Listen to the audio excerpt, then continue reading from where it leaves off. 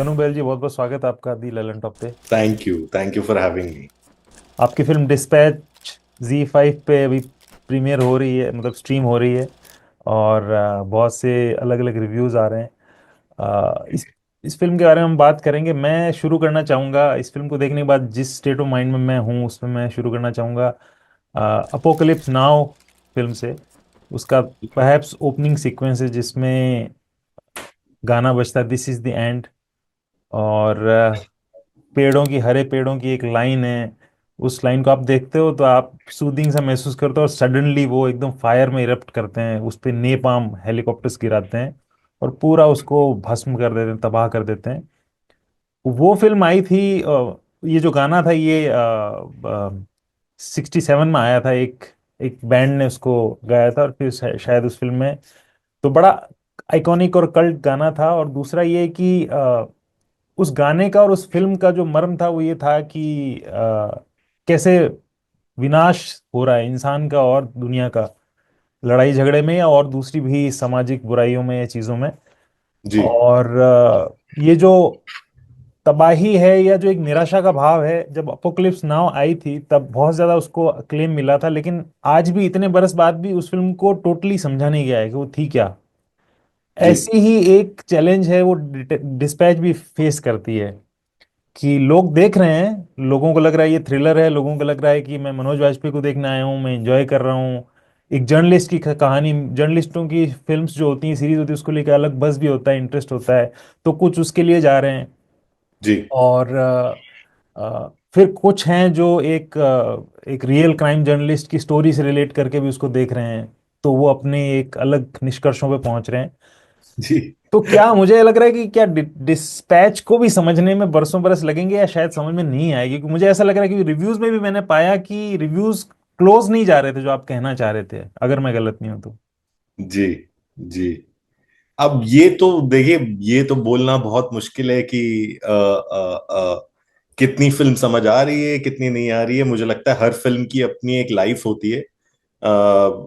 हर film का अपना समय होता है। जब जहां अगर अभी इसका समय है तो अभी है, और नहीं तो जब होगा तब होगा। फिल्म अपनी जर्नी पे है, अपनी जर्नी तय करेगी। जहां तक मैं क्या कहना चाह रहा था उसकी बात है। मैं इतना ही बोल सकता हूं कि आए दिन हम इतनी सारी चीजों के बारे में अब सुनते हैं, और इतनी इतनी सारी जिंदगियां हमारे आसपास खो दी जाती हैं। इतने सारे लोग जो जूझ रहे हैं सिस्टम से, जिस माहौल में रहते हैं, और जूझते जूझते कहीं ना कहीं सहारा छोड़ रहे हैं, अपना भी और अपने आसपास के लोगों का भी। तो इतना सब कुछ हम होते हुए अपने आसपास देख रहे हैं कि मेरे मन में बहुत ऑफन ये ख्याल आता था, बहुत बार ये ख्याल आता था कि जितनी एपथी से हम लोग जी रहे हैं। कुछ लोग ऐसे हैं जो अभी भी शायद अपनी रीढ़ की हड्डी बरकरार करके बैठे हुए हैं, बट जनरली जितनी एपथी हम अपने आसपास देखते हैं, और ना सिर्फ देखते हैं बल्कि साइलेंटली उसके भागीदार भी बनते हैं। बिना कुछ करे, बिना कुछ बोले, अगर आप उस एपथी को झेलते जा रहे हैं तो आप भी उसके अपने उतने ही हिस्सेदार हैं। और मुझे ये फीलिंग आती थी कि अगर हम ये साइलेंस को लेके इसमें हिस्सेदार बनते जाएंगे तो हम भी एक तरह से वही कुत्ते की मौत मरेंगे जो जो जॉय बाग कहीं ना कहीं डिस्पैच में मरता है। तो अगर आप मुझसे पूछे कि मैं क्या कहना चाह रहा था, तो मैं तो शायद इसके आसपास कहीं जाना चाह रहा था। चाहे एक थोड़ा सा थ्रिलर का गार्ड पकड़ के, बट मेरे लिए हमेशा से कभी भी फिल्म थ्रिलर नहीं थी। मेरे लिए ज्यादा हमेशा से एक प्रोसीजरल थी। और एक कैरेक्टर स्टडी थी, शायद एक मॉडर्न कावर्डाइज की कहानी थी। एक एक आज की दुनिया के कायर आदमी की कहानी थी। और एक कायर आदमी के साथ जब आप चलना शुरू करेंगे तो आप क्या ही फील करेंगे उसके लिए। और मैं थोड़ा सा इस चीज के बारे में क्यूरियस था कि जब आप अंत में इस कायर को ये कुत्ते की मौत मरते हुए देखेंगे तो आप क्या फील करेंगे उसके बारे में। और अगर उसके बारे में जो फील कर रहे हैं तो वो अपने बारे में कुछ फीलिंग आपको जनरेट करेगा या नहीं करेगा एज एन ऑडियंस। मैं ये थोड़ा सा एक्सप्लोर करना चाह रहा था। मैं मतलब दर्शकों को कहना चाहूंगा कि जो कुत्ते की मौत टर्म है उसको उस मीनिंग में न लेके जाएं कि पशुओं के प्रति दया नहीं है। बिल्कुल अलग चीज है, वो एक टर्म है।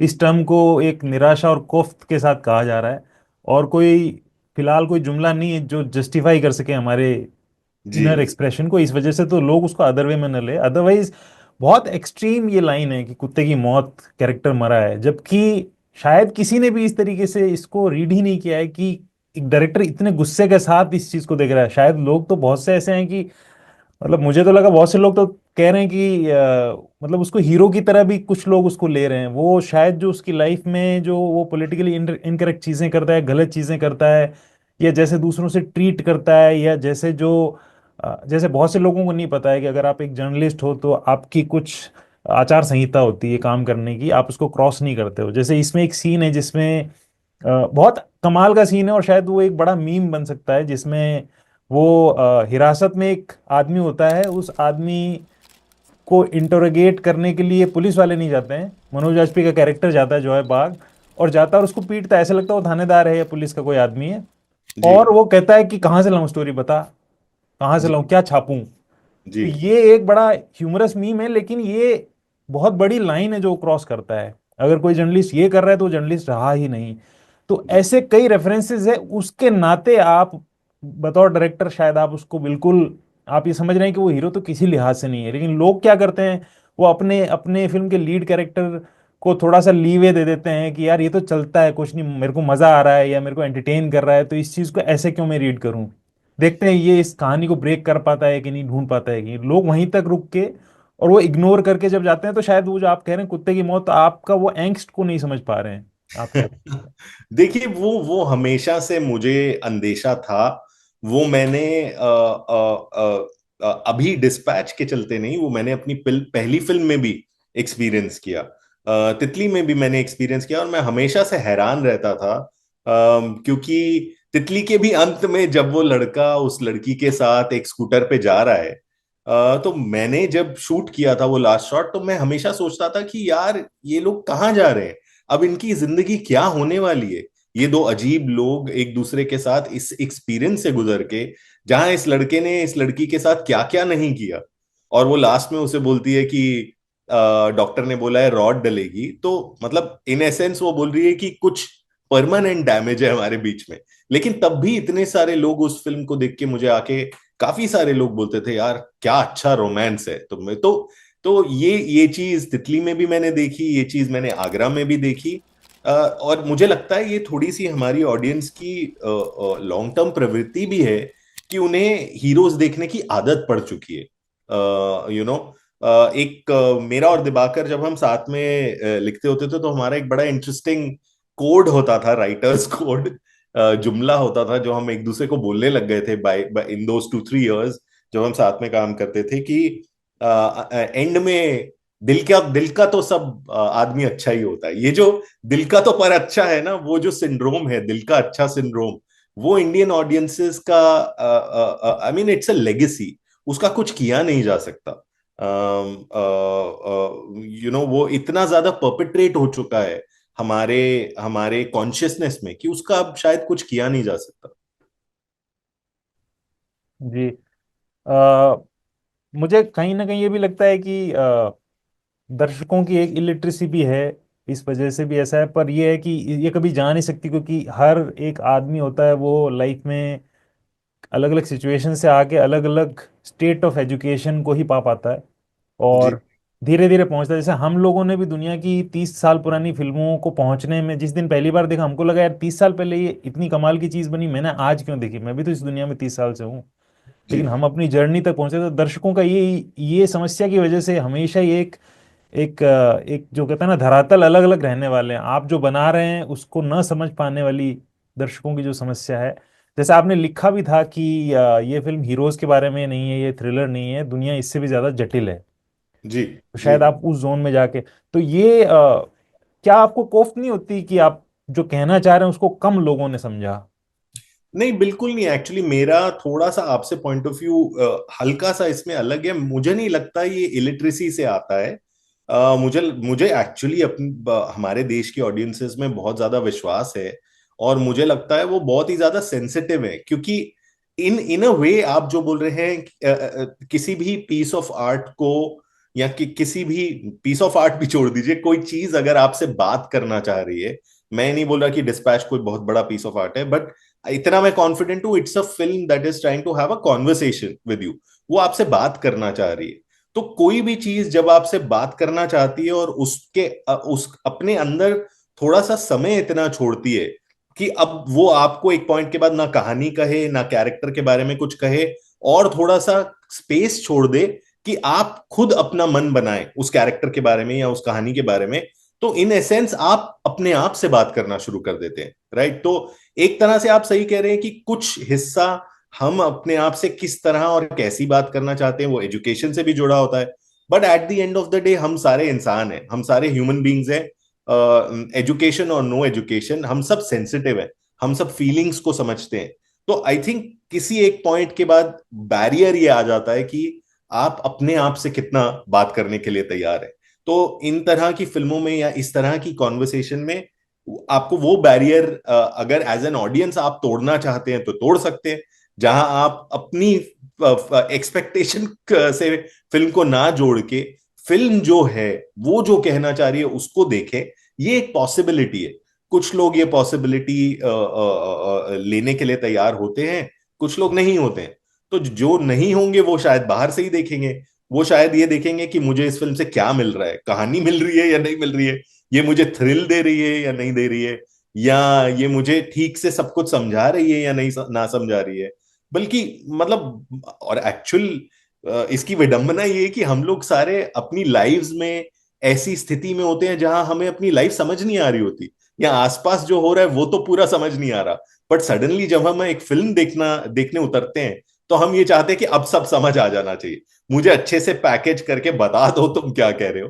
और अगर थोड़े सवाल छूट रहे हैं या थोड़ा रूम है, या हमको एज एन ऑडियंस बुलाया जा रहा है साथ में समझने के लिए, तो थोड़ी दिक्कत शुरू हो जाती है। जो बहुत वो एक मजेदार प्रोसेस है, बट उस प्रोसेस में भी एक बहुत बड़ा मजा है।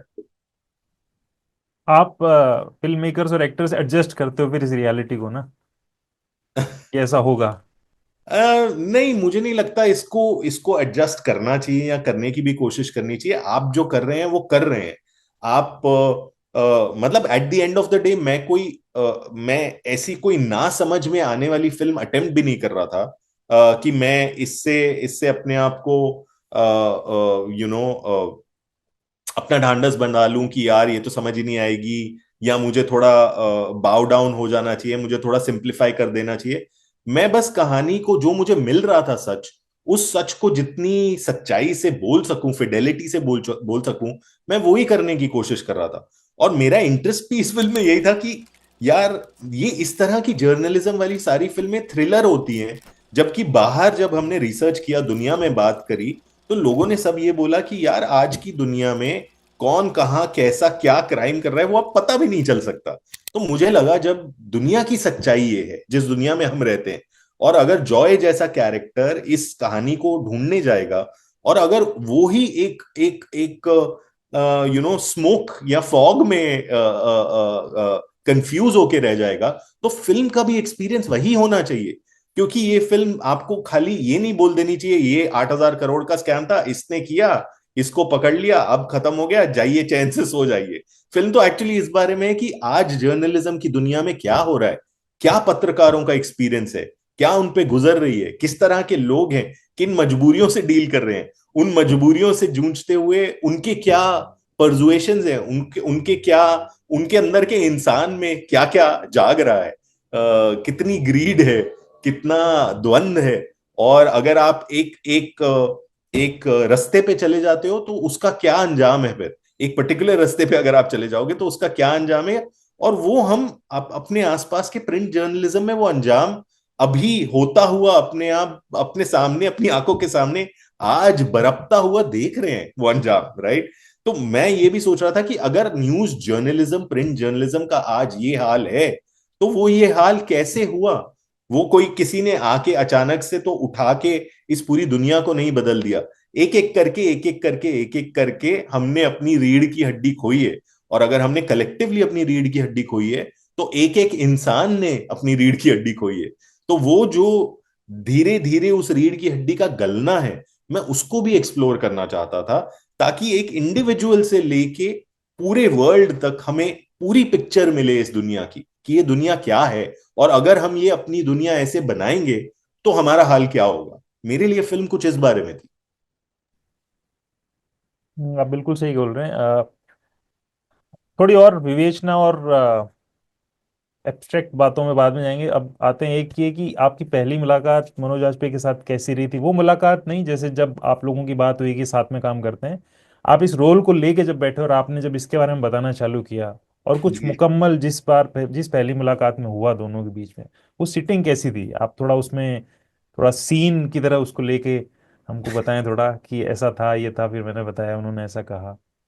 जी। वो एक्चुअली पहली एक एक मुलाकात में एक्चुअली वो डिस्क्राइब करना बड़ा ही मुश्किल है, और अब थोड़ा समय भी हो गया तो मुझे रिकॉल करना पड़ेगा, बट मैं ये बोलूंगा एक मुलाकात नहीं रही, वो पहली दो तीन मुलाकातें रही। मेरा कुछ एक ये भी स्टाइल है कि मैं यूजुअली 20-30 पेज का एक डॉकेट लेके जाता हूँ अपने सारे एक्टर्स के पास। मेरी क्रू के लिए एक अलग डॉकेट होता है और मेरे एक्टर्स के लिए एक अलग डॉकेट होता है, जो एक ब्रीफ सा नहीं होता, पर जिस दुनिया के अंदर हम घुसने जा रहे हैं, वही जो मैंने 2-3 साल से काम किया होता है ना, वो मैं 20-30 पेज में उसको समराइज करने की कोशिश करता हूँ। और फिल्म के सारे की थीम्स और फिल्म और जो स्पेसिफिक कैरेक्टर है उसकी जो जर्नी है, इंटरनल जर्नी जो हम बोल रहे हैं, एक्सटर्नल जर्नी तो कहानी है, वो तो एक्टर ने स्क्रिप्ट पढ़ी ली, वो तो वो कर ही लेगा। बट इंटरनल जर्नी जर्नी जो पेज पे नहीं दिख रही है, उस सब का एक डॉकेट बना के लेके जाता हूँ। तो हम जब बैठे पहली दो तीन मीटिंग्स में, तो हम उसी डॉकेट के साथ बैठे बैठे और धीरे धीरे धीरे हमने जर्नी को डिवाइड किया जोन्स में। फिल्म में 6 चैप्टर्स थे, 6 मेरे लिए, और फिर मनोज के साथ वो 6 चैप्टर्स बनाए गए कि कैसे कैसे ये कैरेक्टर मेजरली स्विच करता है, कहाँ से कहाँ से कहाँ से कहाँ, उसमें क्या जाग रहा है और उससे उसके अंदर क्या फीलिंग आ रहा है। और फिर वहां से उन उन उन जोन्स के बारे में हमने बात करना शुरू किया। जैसे लास्ट जोन फियर है मेरे लिए। जब वो लंदन जाता है, लंदन वाला पूरा हिस्सा को इन टर्म्स ऑफ फीलिंग मैंने बोला था एंग्शियस बिटर ड्रूल। तो वो एंग्शियस बिटर ड्रूल क्या है, कैसे उसे समझे, डर में कैसे समझे, इन्हीं बातों पे, इन्हीं फीलिंग्स पे आई थिंक हमने शुरू में बात करनी शुरू करी। और उसके अराउंड फीलिंग्स को और रिफाइन करना शुरू किया, कि जब जब हम ये सीन कर रहे हैं तो हम एक्चुअली फीलिंग क्या दिखाना चाह रहे हैं, सीन में कुछ भी हो रहा हो, लेकिन कैरेक्टर के अंदर से फीलिंग क्या उभारना चाह रहे हैं। उन्हीं सब डिस्कशंस पे निकले और धीरे धीरे धीरे धीरे उसको रिफाइन करते गए और अपने नोट्स बनाते गए। और स्क्रिप्ट को इतना तवज्जो नहीं दिया, स्क्रिप्ट पे बोला बाद में बात करेंगे। उनके इनपुट्स क्या उनके भी इनपुट्स थे इस पे? जैसे कोलैबोरेशन तो खैर कोलैबोरेटिव होती है पूरे प्रोसेस पर, उनकी तरफ से कुछ आया आपको लगा कि यार वाकई में इस इंसान को भी इतने बरसों का एक्सपीरियंस है, तो इसने कुछ टेबल पे ये भी लेकर आया है? ऐसे कुछ मोमेंट्स थे? जी बिल्कुल। आई मीन आई रिमेम्बर हमारी सबसे बड़ी डिस्कशन तो यही थी कि इस कैरेक्टर की एम्पथी कैसे बिल्ड की जाए, और उसमें मनोज ने मेरे को इतना बढ़िया एक इंसाइट दिया शुरू में। और एक्चुअली मेरा एक फियर जो था फिल्म के साथ, एक्चुअली उन्होंने बहुत जल्दी उसे अलिविएट कर दिया, उसे भगा दिया, उसे एक्सोरसाइज कर दिया। क्योंकि मैंने उनसे बोला कि सर ये स्क्रिप्ट तो है, ये हम कर तो रहे हैं, लेकिन इसमें कैरेक्टर के लिए एम्पथी तो थोड़ी कम नहीं है? आपको ऐसा तो नहीं लगता कि फिल्म लोग इस कैरेक्टर के साथ जुड़ नहीं पाएंगे, या इसके साथ कैसे चलेंगे, क्योंकि ये थोड़ा मुश्किल कैरेक्टर है।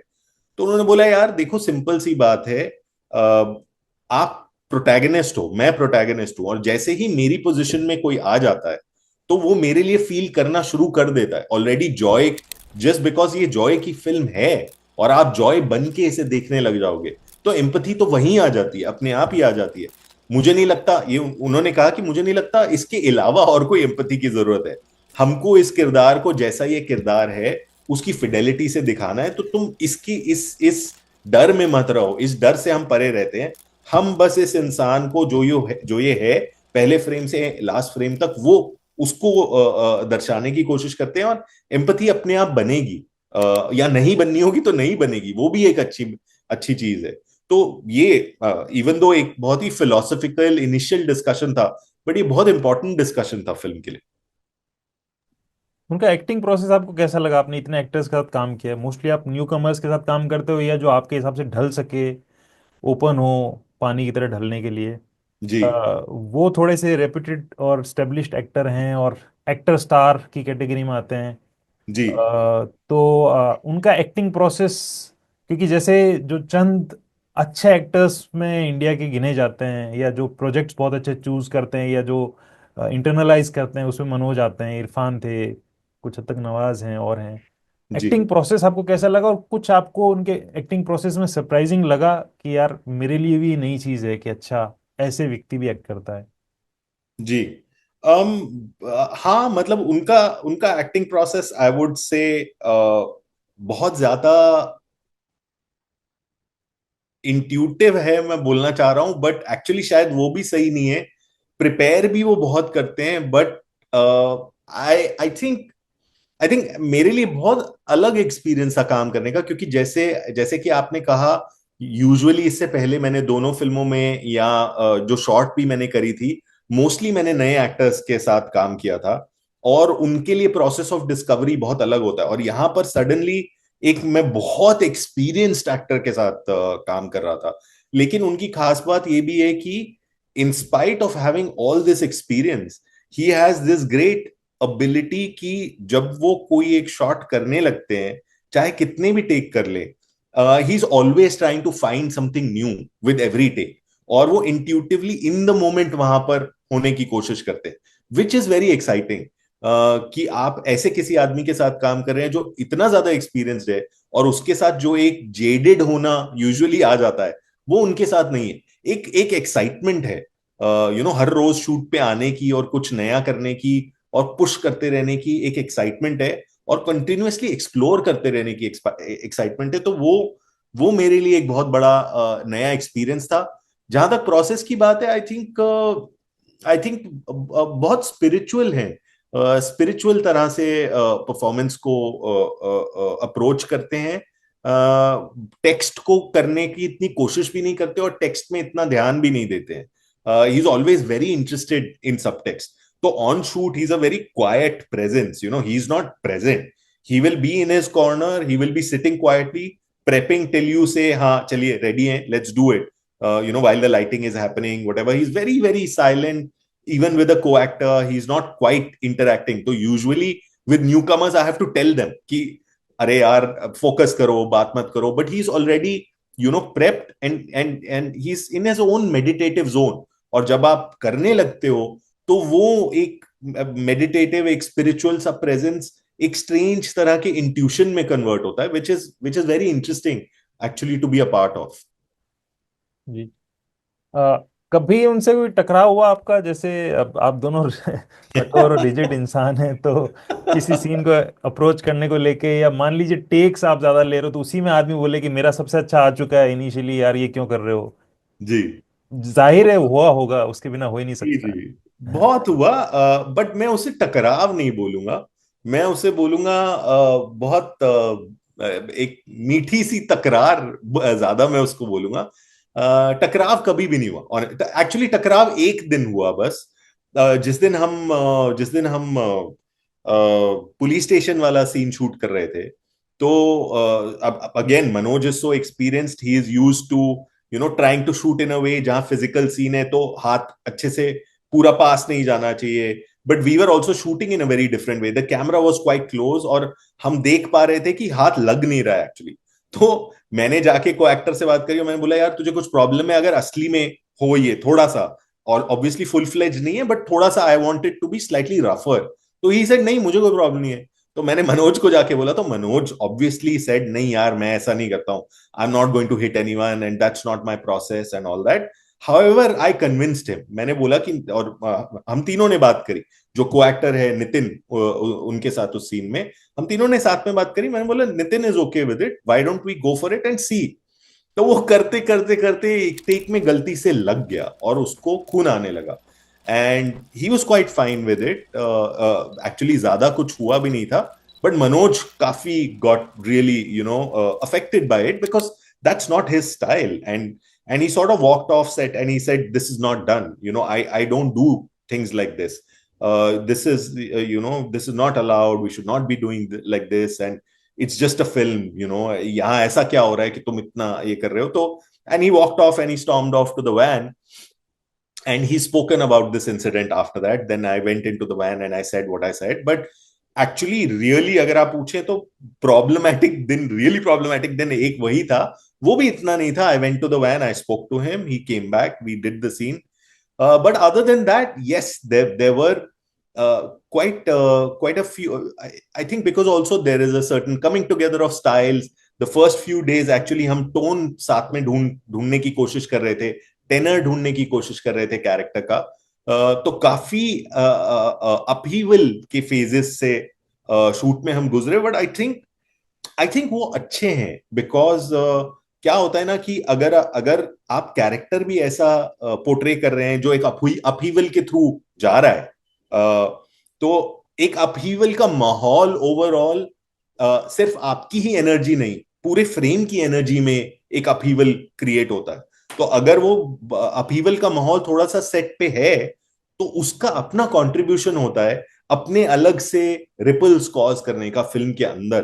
तो I don't actually mind that upheaval, as long as what you're trying to do also spiritually is also similar to that feeling. Upheaval just for the sake of upheaval is not interesting at all. It's quite banal. So I didn't mind that. ये जब खींचातानी हो भी रही थी ढूंढने में, ये वो सब पार्ट ऑफ द प्रोसेस है, और वो अपने साथ एक कुछ एनर्जी लेके आता है फिल्म के लिए. जिन लोगों को नहीं सेट का माहौल पता है, तो मतलब आप शूट जब करते हैं तो डायरेक्टर और उनकी टीम सब सेट कर रही है, और एक्टर होता है वो वैनिटी में बैठा होता है, और वो किंग है सेट का. सब लोगों की जिंदगी उसके इर्द गिर्द ही घूम रही होती है, ड्राइवर से लेके, कुक से लेके, और प्रोडक्शन के इंसान से लेके, इंटर्न से लेके, एडी से लेके, सब कुछ. और वो जब आ रहा होता है तो उसका टोन क्या है सेट को लेके, फिल्म को लेके, वो कितना ढलने को तैयार है उसको लेके, कितना सुनने को तैयार है उसको लेके. बहुत एक कहता है ना कि नर्वसनेस का माहौल होता है. आपके लिए, डायरेक्टर के लिए नहीं होता है. डायरेक्टर भी अगर अपना क्राफ्ट जानता है या उसने अकम्पलिश कर रखा है तो फिर वो किसी से नहीं सुनता है, या उसका जो चीफ एडी है वो भी अकम्पलिश्ड है तो वो भी नहीं किसी की सुनता है, या ना स्टार से डरता है. लेकिन आमतौर पे उसकी प्रेजेंस ऐसी होती है कि आप एक टेक ले रहे हो, दूसरा ले रहे हो, तीसरा ले रहे हो, चौथा ले रहे हो, पांचवा ले रहे हो, उसके बाद फिर आप और आपका एडी या चीफ एडी सोचेगा सर एक और लें क्या. मैं एग्जैक्टली आपका नहीं जानता, पर ये सिचुएशन रहती है कि सर ये जी. ठीक तो है, इसमें क्या दिक्कत है, क्योंकि उनको लग रहा होता है कि क्या सोच रहा होगा, चाहे वो कैसा भी एक्टर है, चाहे वो इरफान खान भी होगा, लेकिन जी. फिर भी 40वें तक जाना, जी. मतलब आप इमेजिन नहीं कर सकते कि तनाव की क्या स्थिति होगी क्रू की और बाकी लोगों की. उसके बारे में बताइए. नहीं, एक्चुअली इसके दो हिस्से हैं. सबसे पहले तो मनोज ऐसे हैं भी नहीं. There is no star air that he has. वो सेट पे नीलकमल की एक प्लास्टिक की कुर्सी पे भी कोने में. उनको बहुत गुस्सा आता है, इसको लेके बड़े कुख्यात हैं वो इंडस्ट्री में. नहीं नहीं, मेरे साथ तो ऐसा बिल्कुल नहीं हुआ. आई थिंक वो शायद फेज भी थोड़ा अलग था. वो मुझे कभी कभी कहानियां सुनाते थे अपनी गुस्से की, कभी लंच पे या रात को शूट के बाद जब हम होटल पे कभी बैठे होते थे. बट मेरा शूट पे ऐसा एक्सपीरियंस कभी भी नहीं रहा. हाँ, कभी कभी फिजिकली अगर एक्टर के लिए टफ हो जाता है कुछ करना. After all he is of a certain age. The two हम एक्चुअली ये भी बात हम साथ में करते थे कि यार तूने जो पहली दो फिल्में करी हैं वो 24 25 26 साल के लड़कों के साथ करी हैं, और मैं अब 50 साल का हूं, तो मुझसे क्या करवा रहा है. So may be sometimes physicality is a limitation. But the beautiful thing about Manoj is that he is not he never sells his presence as a star. Set पे वो कभी भी इस तरह नहीं आते कि अब मैं आ गया हूं, अब सब मुझे देखो, या मुझे जल्दी फ्री करो, या whatever. He can sit in a corner very unobtrusively, एक कोने में. कोई उनसे ना बात करे, कोई उनको ना भी अटेंड करे, ही इज कंप्लीटली फाइन. सो पहला हिस्सा ये है कि एक तरफ से आपके पास एक्टर ही ऐसा नहीं है जो इस तरह का माहौल लेके आ रहा है सेट पे. दूसरा हिस्सा ये भी है कि हम मेरी तरह की फिल्मों में हम बहुत प्लान तरीके से शूट करते हैं. समय ही इतना कम होता है. तो यूजुअली मैं ज्यादा से ज्यादा ये कोशिश करता हूं कि मैं एक दिन में एक ही सीन शूट करूं, ताकि मुझे टाइम मिल जाए. और शेड्यूल में ऐसे करूं कि जितना जितना समय मिला है उसमें फिल्म भी पूरी शूट हो जाए, और ज्यादा से ज्यादा हम एक दिन में एक सीन करें. तो सुबह आते ही सबको मालूम होता है कि आज हम ये सीन कर रहे हैं या ये दो चीजें करने वाले. तो टाइम उसी हिसाब से डिवाइडेड होता है, and we are all running against the clock. तो 40 टेक कभी ऐसे नहीं है कि हर शॉट के लिए 40 टेक हो रहे हैं। वी आर ऑल्सो आइडेंटिफाइंग की portions of the performance and saying this needs more time or this needs more time, and you know, so with the chief AD you are building your day in that way. So it's not a bull headed approach of अब हर चीज के मुझे 40 take लेने ही है। हाँ, मैं मुझे लगता है शायद मैं थोड़ा सा इनसिक्योर हूं कि मुझे जब लग भी जाता है कि मुझे मिल गया, मैं उसके बाद भी 4-5 टेक करता हूं, क्योंकि मुझे ऐसा लगता है कि शायद यहां तक पहुंच गए हैं, व्हाट इफ इसके आगे का भी कुछ है, व्हाट इफ परफॉर्मेंस में, you know, now that let's say हम मनोज के साथ कोई सीन करें, तो अब मान लीजिए 20 या 22 टेक के बाद मनोज को ये इंटरेस्टिंग चीज मिल गई और मुझे भी लगा कि हाँ यार ये बड़ा मजेदार है, तो अभी अभी तो उसे मिला है, यू नो, इतना एक्सप्लोर करके अभी अभी तो एक्टर ने वो ढूंढा है कि उसे वो मजेदार लग रहा है। क्यों ना हम थोड़ा सा और इसे एक्सप्लोर करें और देखें यहां से शायद कुछ और दरवाजा खुल जाए, एक ह्यूमन ह्यूमन प्रवृत्ति का, और कुछ और नया हमें देखने को मिल जाए। तो उतना उतना ग्रीडी मैं जरूर हूं कि थोड़ा सा और मैं पुश करता हूं कि चलिए यहां से आगे जाके देखते हैं।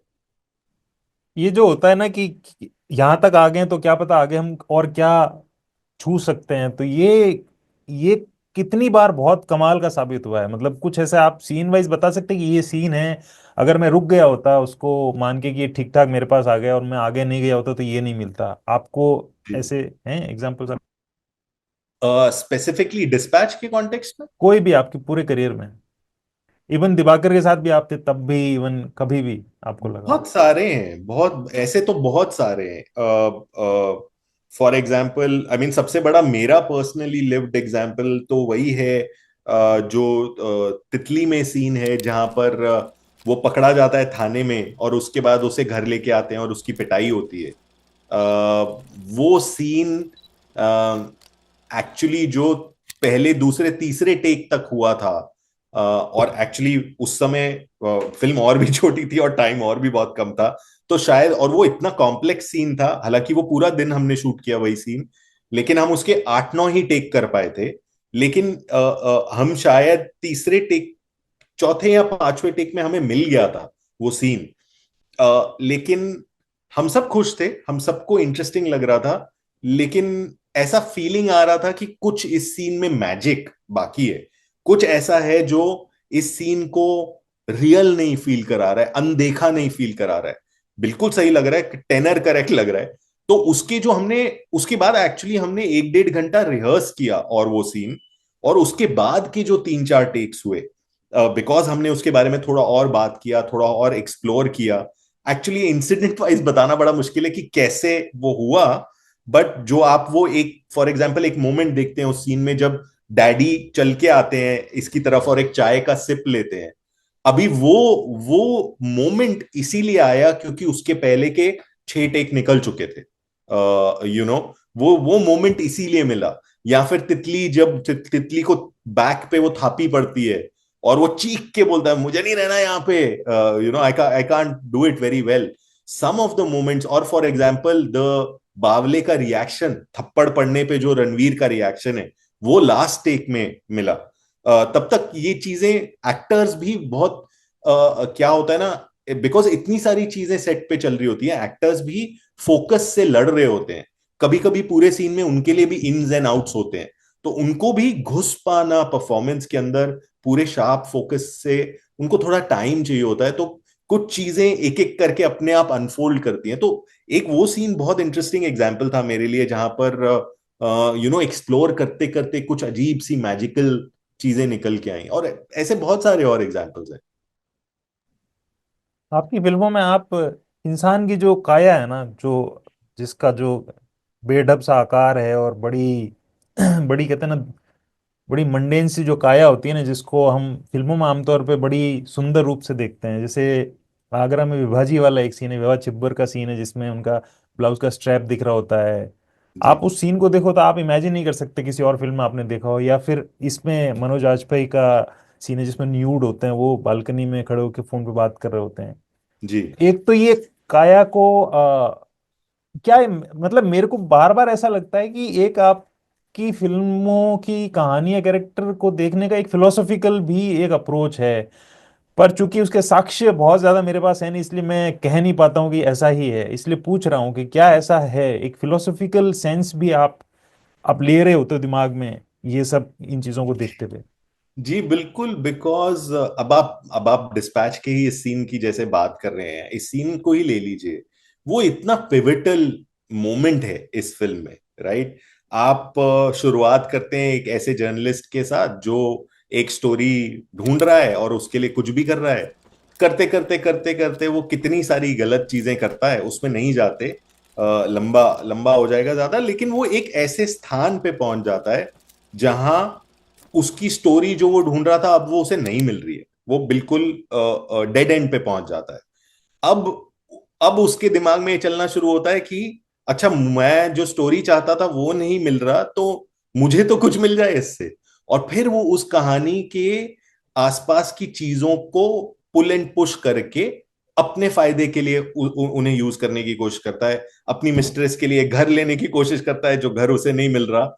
और उस फेज में चला जाता है जहां कहानी जाए भाड़ में, मुझे जो मिलना था, मेरा जीवन ही ठीक हो जाए उतना ही बहुत है, उस फेज में। और उस फेज में चलते चलते चलते चलते चलते वो एक ऐसे मोमेंट में आ जाता है जहां वो बिल्कुल ही आराम से नंगा बैठा पॉट के ऊपर सुसु कर रहा है, और बिल्कुल ही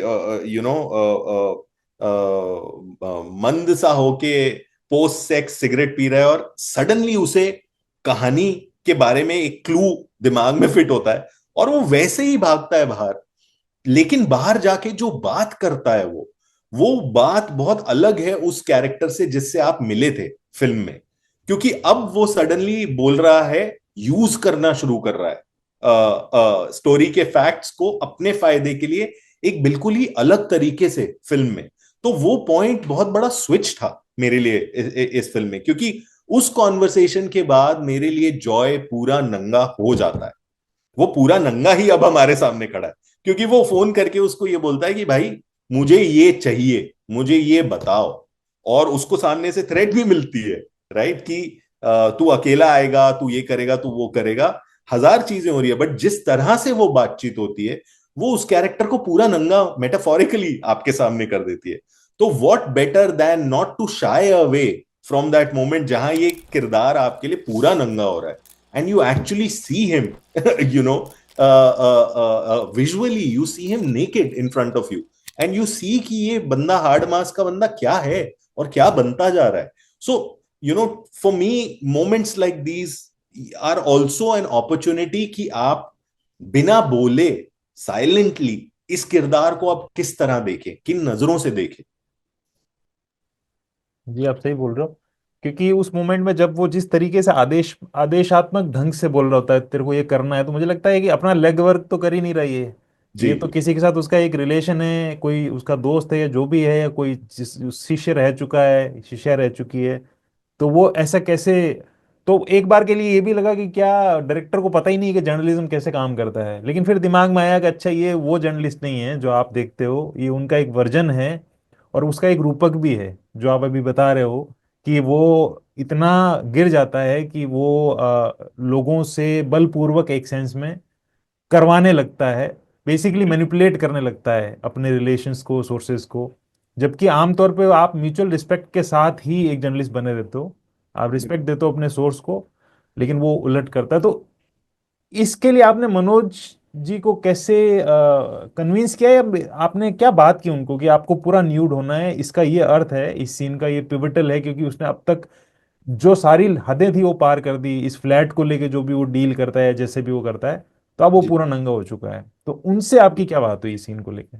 कुछ बात करने की जरूरत ही नहीं थी, क्योंकि शुरू से ही हम दोनों ये जानते थे कि ये जर्नी जॉय की साइकोसेक्सुअल जर्नी भी है, उतनी ही है। क्योंकि जैसा कि आपने आपने भी बोला है अपने लेख में फिल्म के बारे में, थोड़ा सा पशुवत तो वो है, थोड़ा नहीं काफी है ना? तो जॉय जैसा आदमी जो अपनी बीवी से तलाक के वर्ज पे है, एक बहुत ही यंग लड़की को एक अजीब तरह से यूज कर रहा है, उससे अपनी किताब भी लिखवा रहा है, उसके उसके साथ एक रिलेशनशिप में भी है। वो एक खास तरह से पूरी दुनिया को देख रहा है अपने आसपास। और उसकी जो साइकोसेक्सुअल जर्नी है वो चल रही है, तो उसको उस लेंस से देखना साथ साथ बहुत जरूरी है। अभी जैसे एक और वो सिर्फ जॉय का पॉइंट ऑफ व्यू नहीं है, वही वही साइकोसेक्सुअल जर्नी सारी विमेन की भी है फिल्म में। जैसे कि अगर आप वो कैब में नूरी के कैरेक्टर और जॉय के कैरेक्टर की किस देखें, तो वो किस क्यों होती है? सडनली अभी नूरी ने सुना कि उसने एक आदमी ने उनको बताया 8,000 करोड़ का स्कैम है और ये T20 से कनेक्टेड है। तो राइट आफ्टर नूरी ने ये सुना, नूरी कैब में बैठी हुई है और नूरी बाहर देख रही है और नूरी ही जॉय को देखती है, क्योंकि उसे भी मालूम है अब कि अब कुछ नया बड़ा मिला है और इसमें मेरा हिस्सा नहीं है, क्योंकि यहां तक पहुंचते पहुंचते जॉय ही यहां तक पहुंच रहा है। थोड़ा सा मेरा हिस्सा है कि मैं उसे इस आदमी के पास ले आई, लेकिन ये कहानी इतनी बड़ी है कि मुझे इस कहानी का हिस्सा बनना है। तो अब इस कहानी का हिस्सा मैं कैसे बनूं? तो वो उसकी तरफ देखती है और ये उसकी तरफ देखता है, और कहीं ना कहीं दोनों को मालूम है कि अब हमारे बीच में एक गियर शिफ्ट होने वाला है। अगर अब हम साथ, मुझे भी इसकी जरूरत है, इसको भी मेरी जरूरत है। जॉय को मालूम है कि नूरी के बिना मैं अब आगे नहीं जा पाऊंगा, नूरी को मालूम है इसके बिना मैं नहीं जा पाऊंगा। तो there is a silent bond that is forming between them, and that is what leads to that moment जहां वो उसे बोलती भी है कि तेरा मेरा जो होना था वो हो गया, मुझे नहीं करना अब serious relationship. So it is also part of the texture of that world. जो वो दुनिया जिस ट्रांजैक्शनैलिटी से बनी हुई है वो उसका हिस्सा है। तो उसको अवॉइड नहीं किया जा सकता। किस तरह से लोग अपने कॉन्शियस से लेके सबकॉन्शियस से लेके अनकॉन्शियस पे चीजों को ले जाकर डील करते हैं, और एक एक उनका अनकॉन्शियस उनके कॉन्शियस से जूझता है, और क्या ट्रांजैक्शंस होती है, कहीं अनकही ट्रांजैक्शंस। वही तो इस पूरे संदूक की जो डिस्पैच है उसकी चाबी है। उस चाबी से अगर हम लगा के इसे नहीं खोलेंगे, तो फिर तो वो बस बाहर बाहर से ही हम वो संदूक देख के उसको बोलते रहेंगे ये अच्छा ऐसा बना है, इस लकड़ी का है, ये पॉलिश करी है, ये रंग है, बट उसके अंदर तो कुछ और ही है, अलग ही दुनिया है। इस सीन में री सेन मतलब मैंने रिव्यू में एक लाइन लिखी थी री सेन के बारे में उनकी, कि उनकी एक्टिंग चमत्कृत करने वाली है, लेकिन जी फिर मैंने हटा दिया था उसको लास्ट में। वो इसलिए नहीं कि वो लाइन गलत थी, पर मुझे वो जम नहीं रहा था। पर ये है कि जैसे वो सीन आप याद करिए जिसमें वो अंडरवर्ल्ड वाले से मिलवाने के लिए लेकर जाती हैं, और वहां पे वो फ्लैट की मांग करता है, ऐसा कुछ होता है। जी वहां पे जैसे वो घुमाती है पूरी बात को, जैसे सामने वाले की साइकी को, इसका गार्ड को, जैसे वो डाउन करती है, उनमें जो उनका नेचुरल तरीका है बात करने का, मतलब उससे ऑर्गेनिक मैंने कुछ देखा नहीं। जी वो जी कोई एक्टर किसी लाइन को डिलीवर कर रहा है, ये इम्पॉसिबल है, हो ही नहीं सकता है वो। मतलब वो पर्टिकुलरली वो जो जिस तरीके से वो अपने बैग से निकालती है और उसको चबाते हुए एक बात बोलती है, अपनी बहन के लिए इतना भी नहीं करोगे, और इस तरीके से, तो उनका जो एक कहता है ना कि जैसे बिछाती है अपनी लाइंस को वो, जी जो उनका जैसे वो मुंह से बात निकलती है, जो जिसके साथ वो उनका जो पूरा, मतलब रियल जर्नलिस्ट भी इतना इम्पैक्टफुल तरीके से बात नहीं कर पाते हैं। आप रीड कर सकते हो। जी एक्चुअली मतलब बात वही है ना गजेंद्र की, मुझे नहीं लगता मैंने, ऑफ कोर्स ये फिल्म जर्नलिज्म के बारे में है और जर्नलिज्म की दुनिया के बारे में है और लार्जर मीडिया लैंडस्केप के बारे में है। और जैसा कि हमने शुरू में कहा, एक एक एक आप कुछ भी बोल लीजिए, ब्लीक बोल लीजिए, पर मुझे ब्लीक से भी प्रॉब्लम है, क्योंकि ब्लीक आप फिल्म को कैसे बोल रहे हैं? आप अपने आसपास की दुनिया देखिए, वहां आपको क्या फील हो रहा है। अगर आपकी जिंदगी इससे ज्यादा ब्लीक नहीं है तो आप इस फिल्म को कैसे ब्लीक बोल सकते हैं? खैर, बट जहां तक नूरी की भी बात है, मैं ये बोल रहा था, नूरी बेसिकली मैं बोल रहा था कि इस फिल्म में है, ये फिल्म जर्नलिज्म की दुनिया के बारे में, बट मेरे लिए उससे भी पहले ये ह्यूमन बींग्स के बारे में है। और द मोमेंट आप नूरी के कैरेक्टर को एज अ ह्यूमन बींग देखने लग जाते हैं, ना सिर्फ एज अ जर्नलिस्ट, तो वो जो नई चीजें आपको मिलती हैं, ह्यूमन फैसेट्स मिलते हैं उस कैरेक्टर के, वो वहीं से मिलते हैं। क्योंकि नूरी भी कितना इंटरेस्टिंग ह्यूमन बीइंग है। वो शायद इतनी जली भुनी हुई है अपने इतने सालों में, शायद बहुत सारे मर्द उसकी जीवन में आए गए, उसे यूज करके गए, और अब वो एक अपनी बेटी के साथ अकेले रहती है। शायद वो जब हम फिल्म में उससे मिलते हैं वो ऐसे पॉइंट पे जहां उसे कोई मर्द अपनी जिंदगी में चाहिए भी नहीं दोबारा, या फिर उसने ये सोचा है कि अब अगर कोई आएगा तो मेरे टर्म्स पे आएगा, अपनी जर्नी से सीख के। तो इट्स अ स्ट्रेंज क्रीचर, नूरी का कैरेक्टर बहुत स्ट्रेंज है, क्योंकि वो अब वल्नरेबल तो है, वो शायद अपनी लाइफ में सिर्फ ऑनेस्ट रिश्ते ही चाहती है, ऐसे ही रिश्ते चाहती है जो उसके जीवन को थोड़ा संवारे और उतने थपेड़े ना लगे जितने उसे लग चुके हैं। लेकिन इसके साथ साथ अब वो इन सारे धक्कों को झेल कर शायद बहुत ज्यादा सैवी भी हो गई है, अब बहुत ज्यादा स्मार्ट भी हो गई है। तो उसे अपनी अपनी फेमिनिन साइड को और अपनी सेक्सुअलिटी को यूज करना भी आता है अपनी तरह से। और ये तीनों औरतों के लिए लागू होता है इन a way in the film, because कोई भी तीनों औरतों में से कोई भी एंड में उसके साथ नहीं रहती। श्वेता तो ऑब्वियसली नहीं रहती, शी चूजेस टू सेपरेट। प्रेरणा भाग जाती है जब उसे रियलाइज होता है कि वो किस चीज में पड़ रही है। तो उसके पास भी इतनी एजेंसी है कि उसे समझ में आ जाता है और उसे रियलाइज होता है कि इस आदमी के साथ मुझे नहीं रहना। एंड सेम फॉर नूरी, जब ये लास्ट में जान बचाने के लिए बेग कर रहा है लिटरली, और वो फोन कटता है तो उसके बिल्कुल बाद नूरी का भी फोन कट जाता है। तो none of the women in the film actually subscribe to who this guy is. And I don't think at any point the film is also condoning who this guy is. वो film सिर्फ आपको निष्पक्ष तरीके से ये आदमी दिखा रही है और बोल रही है कि देख लो, अगर इस रास्ते पे जाओगे तो यही हाल होगा। री सेन वाला वो उस सीन में मैं पर्टिकुलरली री सेन एज एन एक्टर की बात कर रहा था, तो उसमें मान लीजिए वो जो टेक जिसकी मैं आपको कैसा लगा था वो जब उन्होंने वो दिया तो। हाँ, वो एक्चुअली उस टेक में वो जो पान बैग में से मसाला वाला हाँ एलिमेंट है। मसाला निकालती है हाँ। हाँ, वो मसाला वाला एलिमेंट है, वो एक्चुअली री का खुद का एडिशन है, वो रिटन इन नहीं था। एक्चुअली वर्कशॉप्स में और प्रेप में री was also in Bombay for 2 months working with us. थोड़ा लैंग्वेज पे हम काम कर रहे थे, डिक्शन पे काम कर रहे थे, because she had a Bengali accent and I didn't want that Bengali accent. But उसके साथ साथ मोर इम्पोर्टेंटली उस 2 महीने में वो बहुत सारे जर्नलिस्ट से जाके मिल भी रही थी, जो उसके कैरेक्टर के आसपास के जर्नलिस्ट थे। तो that little thing that you find that she actually found from someone she met. So and I didn't know about it that ऐसा कुछ था। तो जिस दिन हम शूट कर रहे थे उस दिन पहली बार ये निकला बाहर। तो मैं बोला ये क्या है, तो उन्होंने बोला ये मैंने ढूंढा है और ये करते हैं इसके साथ, बिकॉज ऑल्सो आई थिंक ये सीन इतना प्लॉटी या सीरियस लग सकता है that it needs a human touch, it needs something which makes it feel more life like कि ये अभी जिया जा रहा है सीन। तो वो एक छोटा सा टच जो आप बोल रहे हैं, वो एटीट्यूड की कैजुअली निकाल के बोलना लाइन तो थी कि बहन को नहीं करोगे, बट वो जो एक बिहेवियरल नुआंस री ने ऐड किया, वो सीन को आई थिंक खोल देता है, सीन को वो स्पेस दे देता है, ह्यूमन स्पेस दे देता है। क्योंकि शायद हम कहानी के सीक्वेंस में जब देखते हैं तो हमारे लिए हम अलग जोन में बैठ के देखते हैं, तो हमें नहीं पता कि सेट पे आप सामने वाला सिंपली एक एक्टर है तो आपके लिए बोलना बड़ा आसान है। लेकिन एक अंडरवर्ल्ड का व्यक्ति जिससे आपको डरना चाहिए, एक जर्नलिस्ट है जो खुद को कॉम्प्रोमाइज कर रहा है, दूसरा वो जिसके जरिए वो आया उसको नहीं पता है कि तुम सडनली ये कार्ड प्ले करने वाले हो, वो शॉक में जी। भी है। लेकिन फिर जी। उस बात को संभाल भी रही है, और दो अंडरवर्ल्ड के लोग सामने खड़े हैं, वो कैसे भी रिएक्ट कर सकते हैं क्योंकि आपने लाइन क्रॉस कर दी जर्नलिज्म वाली। ऐसे में जिस तरीके से वो संवारती उस रेफरेंस से वो बहुत इंपैक्टफुल बना था।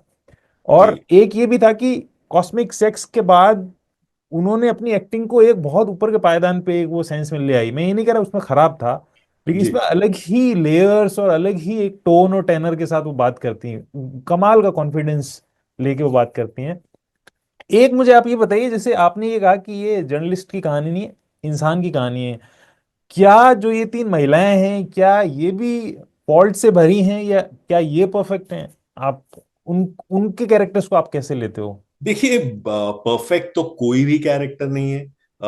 तीनों औरतें अपने आप में बहुत कॉन्फ्लिक्टेड हैं, और ये क्लियरली उनकी इंटरनल जर्नी में हमको मालूम था जब मैं और ईशानी फिल्म लिख रहे थे और हम इस कहानी को रच रहे थे। हमें ये मालूम था कि हमें 3 स्ट्रॉन्ग औरतें चाहिए जिनके पास एजेंसी हो, जो अपने आप में कैसे बोले, स्ट्रॉन्ग कैरेक्टर्स हों जो जॉय के ऑपोजिट रियलिस्टिकली खड़े हों। बट अगेन हम उनको in opposition only as cardboard characters of female strength नहीं लाना चाह रहे थे। They had to have all their richness, their own vulnerabilities. तो अब जैसे आप प्रेरणा का कैरेक्टर देख लीजिए, मेरे लिए हमेशा से वो बहुत ही ज्यादा कॉम्प्लेक्स कैरेक्टर था, बिकॉज एक लड़की जो कहीं और किसी और स्टेट में रहती है, शायद अपने माँ बाप से लड़के इस शहर में नहीं आई है, अकेली आई है, शायद इसको जर्नलिस्ट बनना है या वो बनने नहीं दे रहे हैं इसको, और ये कुछ भी करने को तैयार है, कहीं तक किसी भी एक्सटेंड को जाने को तैयार है। एक्चुअली ऐसी जर्नी मैंने अपनी लाइफ में देखी भी बहुत बहुत करीबी से। कुछ कुछ ऐसी कुछ ऐसे लोग होते हैं जो छोटे शहर से बड़े शहर आते हैं, और कुछ टाइम बाद जूझ के ये पाके कि ये शहर शायद ज्यादा ही मुश्किल है, बहुत जल्दी भाग जाते हैं वापस। तो इन तरह की काफी सारी जर्नीज को मैंने करीब से एज अ ह्यूमन बीइंग देखा है। तो उसका कुछ मैं उसके पास प्रेरणा को देना चाह रहा था। तो almost like this little pigeon, जो जो आता तो है, बहुत एम्बिशियस पिजन है, और बॉम्बे आया है किसी छोटे शहर से, ये बोल के कि मैं बनूंगा जर्नलिस्ट, और अब जर्नलिस्ट बनने के लिए एक किताब भी गोस्ट राइट कर रहा है, एक ओल्डर वेल नोन एडिटर के साथ एक रिलेशनशिप में भी है, और जब तक उसको उस रिलेशनशिप से कुछ मिलता जा रहा है तब तक वो लेता जा रहा है। साथ साथ में कभी कभी उसके अंदर की छोटी लड़की भी बाहर आ जाती है, तो कभी वो ये भी बोल देती है कि मेरे को ऐसे रिश्ते में नहीं रहना जिसका कुछ फ्यूचर ना हो, या मैं तुम्हारी डॉल नहीं हूं। कभी कभी वो भी निकल आता है, सच भी निकल आता है। लेकिन सबसे ज्यादा बड़ा सच तो यही है कि इस सब को बोल के अगर आपको ये लग रहा है तो वॉक अवे ना, चले जाओ, पर आप हो वहीं, आप बुक लॉन्च पे भी खड़े हो, और बुक लॉन्च पे जब एडिटर आपको स्टेज पे बुलाती है तो आप स्टेज पे भी चले जाते हो। लेकिन जब जान पे बन के आती है और आपको पता चलता है कि ओ ये तो I didn't sign up for this, तो आप गायब भी हो जाते हो। तो इस तरह की रिचनेस से मेरे लिए प्रेरणा बनी हुई थी, और मेरे लिए बहुत इंजॉयबल किरदार था, बिकॉज ये भी है, ये वो भी है, वो कहीं ना कहीं जेन्युइनली जूझ भी रही है। शायद उसे लगता है कहीं पर कि वो जॉय से एक्चुअल प्यार भी करती है, लेकिन फिर वो शायद बोलती है क्या ये सिर्फ सेक्सुअल है, क्यों मैं इतने ओल्डर आदमी के साथ हूं। कहीं कहीं उसका सीक्रेट इंसान कभी रात को जाके बोलता है कि मुझे भी अपना नाम इस किताब पे चाहिए। तो ये जो सारी विडंबनाएं हैं जिसके साथ प्रेरणा एक साथ लड़ रही है, मुझे वो बहुत इंटरेस्टिंग कैरेक्टर लगता है। और इसी तरह मतलब मैं बहुत डिटेल में हम बात कर सकते हैं बाकी दोनों की, बट श्वेता भी और नूरी भी इन्हीं तरह की डुअलिटी से फिल्म में गुजर रही हैं। कहीं ना कहीं अगर श्वेता का कैरेक्टर बाय द एंड निकल जाता है, उड़ जाता है, अपनी अपनी एजेंसी फुली फाइंड कर लेता है, तो शुरू में कहीं ना कहीं वो एक पैरासाइट जैसा भी है, एक अंडर कॉन्फिडेंट सा पैरासाइट, जिसे जिसे लगता है शायद इतने साल हो गए इस शादी को, इतने साल से मैं इस आदमी के साथ हूं, क्या मैं इस शादी से निकल के फिर से दोबारा सब शुरू कर पाऊंगी या नहीं। और उस सब के चलते जब वो इस आदमी का इतना रूखापन देख लेती है और इतना टूट जाती है एक पॉइंट के बाद, तो शायद वो डिसाइड कर लेती है मैं देख लूंगी, जो होगा देख लूंगी, यहां से आगे चलते हैं। अब वो सब बोलना जरूरी नहीं है फिल्म में, मुझे लगता है, क्योंकि फिल्म में जो चेहरे हैं ये चीजें चेहरों पे दिख जाती हैं या दिख जानी चाहिए। ये सारी चीजें मैं बोल के नहीं करना चाह रहा था। प्रेरणा का कैरेक्टर अर्चिता ने प्ले किया था शायद, और श्वेता का शहाना गोस्वामी ने। जी शहाना गोस्वामी वाला वो सीन जिसमें पूरी फैमिली बैठी होती है और शहाना की माँ का जो कैरेक्टर होता है वो कुछ बोलता है, तो मनोज पलट के जब बोलते हैं कि ये बात अपनी बेटी को और खुद को बोली होती तो आज ये नौबत नहीं आती है। उस जी सीन में मर्द बड़े खुश हुए। जी जो स्त्री और पुरुष की डिबेट में हमेशा पुरुष के पक्ष को सही सही, सही मानते हैं, उनको बड़ी खुशी मिली वहां पे कि यार यहाँ ये बंदा ठीक है, मतलब वही जी खराब थी। तो जी एक तो क्या, क्योंकि जितना एंटरटेनिंग वो लगता है मोस्ट ऑफ द जो दर्शक होते हैं उनको, क्या उसका वही मतलब है या वहां पे वो गलत ही बोल रहा है, पर चूंकि वो वैसा इंसान इसलिए बोल रहा है। जी। और वो भी एक तरह का कटाक्षी है ना, उसमें हम्म भी एक एक अपनी ह्यूमन विडंबना है, क्योंकि आप एक बेवकूफ इंसान को ये सब बोलते हुए देख रहे हैं। कितना मतलब मेरे लिए उसका ये कहना ही उसको एक कैसा इंसान बना देता है। क्योंकि आप एक एक एक अगर आप अगर जॉय कभी भी श्वेता से सच्चा प्यार करता था, तो वो शायद ये बात बोल ही नहीं सकता था इस पॉइंट पे।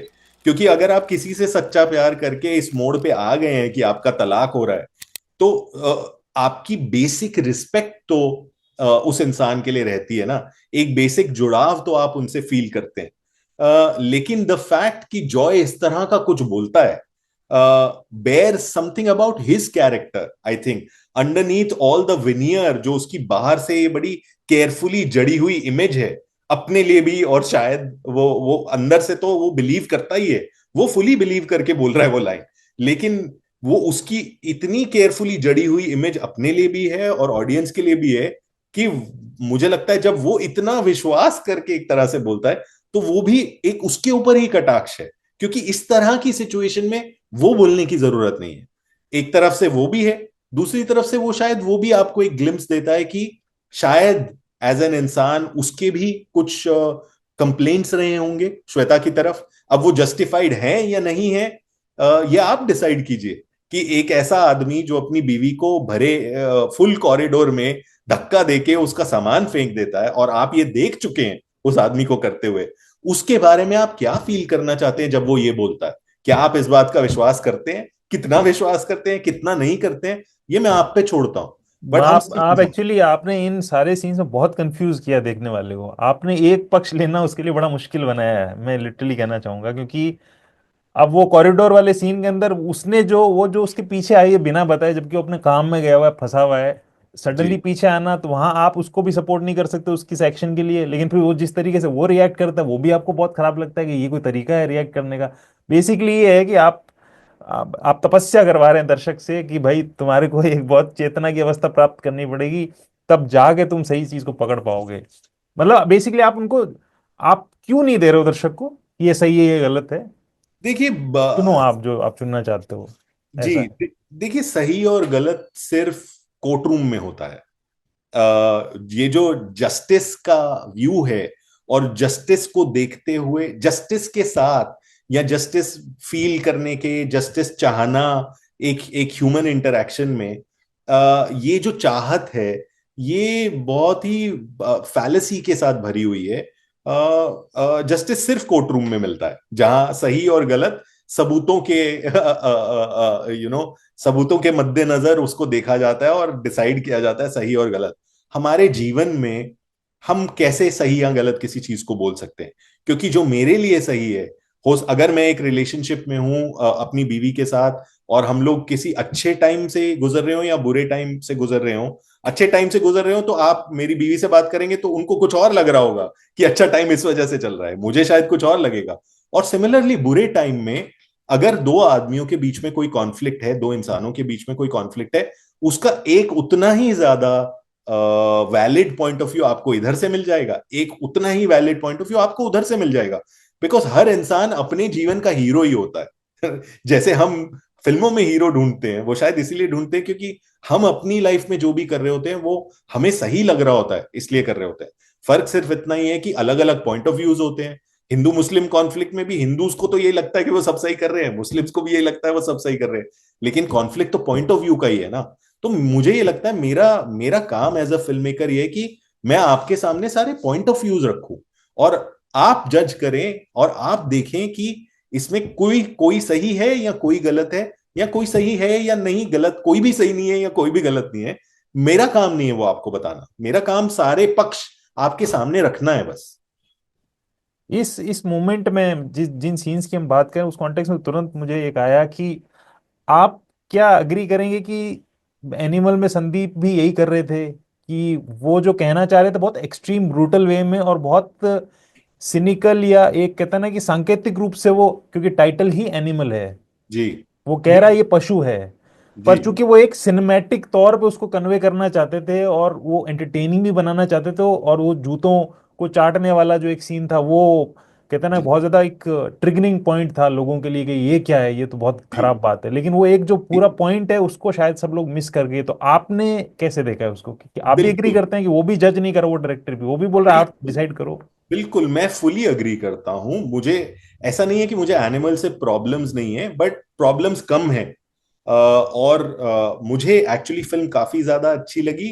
अ, और मैं तो ये बात भी मानता हूं कि ये जो हम बात कर रहे हैं ना कि वो एंटरटेनिंग बनाना चाह रहे थे या एग्जैजरेटेड बनाना चाह रहे थे, मुझे नहीं लगता एक पॉइंट पे आके फिल्म मेकर कुछ बनाने की कोशिश कर रहा होता है। आप, यही दुनिया है, एनिमल की दुनिया ही यही है। तो अगर इतना आप इस तरह के क्राइम से डील कर रहे हैं, तो उस दुनिया का, उस दुनिया में यही बरपता है, वो बाहर से नहीं आया है। आप उस दुनिया को फेथफुल रह के उसको दर्शा रहे हैं, तो I think more more often than not audiences film maker के पॉइंट ऑफ व्यू को फिल्म के टेक्सचर से कंफ्यूज कर लेती है। अभी अगर हम एनिमल की बात करें, तो फिल्म मेकर का पॉइंट ऑफ व्यू मुझे कहां से दिखता है, मुझे यहां से दिखता है कि at no point is he condoning what Ranbir character is doing in the film, कहीं पर भी नहीं किया जा रहा। क्योंकि अगर आप कैरेक्टर की जर्नी देखो तो वो एक पूरी डाउनफॉल है। पहले उसका शरीर में कुछ खराब होता है, फिर कुछ खराब होता है, फिर कुछ खराब होता है, अंत तक उस कैरेक्टर का दिल भी उसका अपना दिल नहीं रहता, हार्ट सर्जरी हो जाती है, रिप्लेसमेंट हो जाता है। तो अल्टीमेटली आपको क्या बोला जा रहा है सांकेतिक सांकेतिक तौर पे, जिस तरह से आप बोल रहे हैं कि ये कैरेक्टर यहां पहुंच गया कि इसका दिल भी अपना नहीं रहा, या दिल ही नहीं है इसके अंदर, मेटाफोरिकली तो ये वहीं कहीं जा रही है जर्नी, राइट? तो ये कहीं कंडोन नहीं कर रही है। बट अब उस वर्ल्ड के अंदर का जो वायलेंस है, वो वायलेंस तो आपको वहीं उस वर्ल्ड की सच्चाई से दिखाना पड़ेगा। उससे अगर उससे आप परे नहीं हट सकते, या परे हटना भी नहीं चाहिए।